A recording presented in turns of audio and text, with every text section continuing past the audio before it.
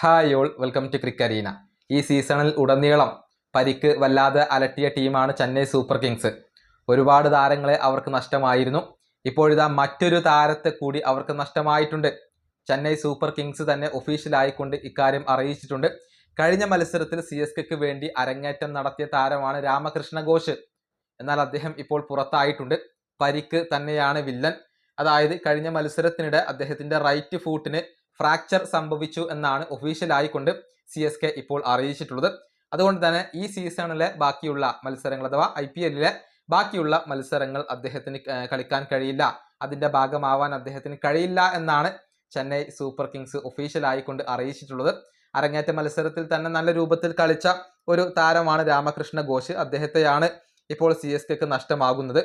ഈ സീസണിലെ കാര്യത്തിലേക്ക് വരുമ്പോൾ നദാൻ എല്ലിസിനെ പരിക്ക് മൂലം നഷ്ടമായി, ഖലീൽ അഹമ്മദിനെ നഷ്ടമായി, ആയുഷ് മാത്രയെ നഷ്ടമായി, ഇപ്പോൾ രാമകൃഷ്ണ ഘോഷിനെയും നഷ്ടമായി.